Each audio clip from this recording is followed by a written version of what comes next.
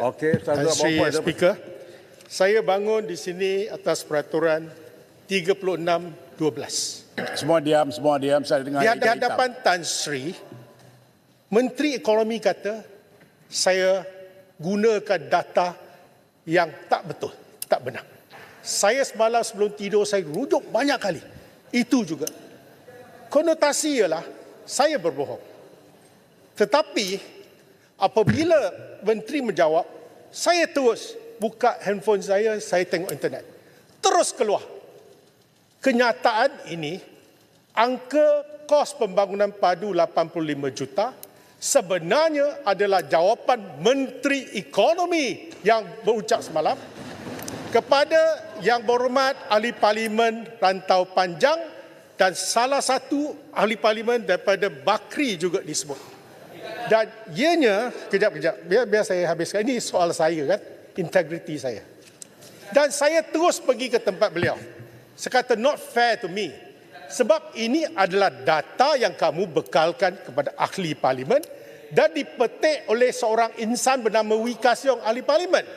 Takkan penyata rasmi dalam dewan ni pun saya silap. Jadi saya tanya dia, macam mana you boleh bagi jawapan macam tu? Dia kata, pegawai yang lain. That is your problem, not my problem. Sebab tu saya minta Tan Sri, saya hari ini bukan berhasrat untuk merujuk beliau ke jawatankuasa. Tidak. Saya tahu. Saya ni orang baik. Saya cuma beritahu. Kalaulah saya nak dengar, kalau you all bising, macam mana nak dengar? Kejap. Tolong diam. Okey. Yang lain, diam. Okey.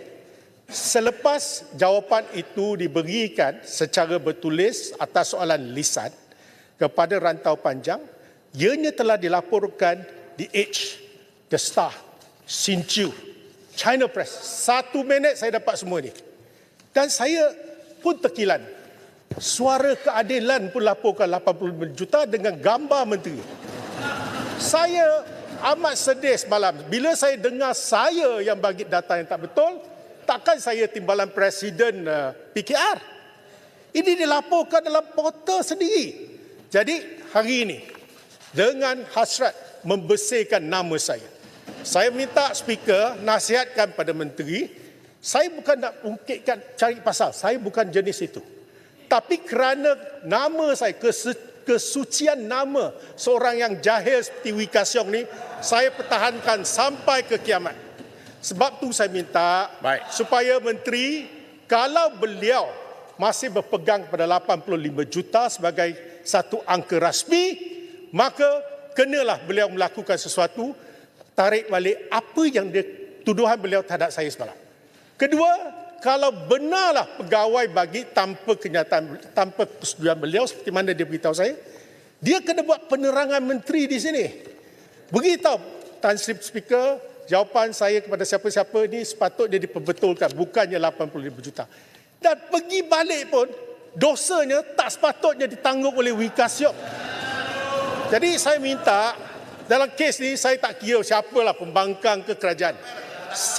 Saya tegur kerana saya rasa sudah 20 tahun duduk dalam dewan ini. Saya nak kemuliaan dewan ni, jangan nama saya tercalar. Esok saya pencen, cucu cicit saya akan persoalkan saya. Kerana saya tak membersihkan nama saya.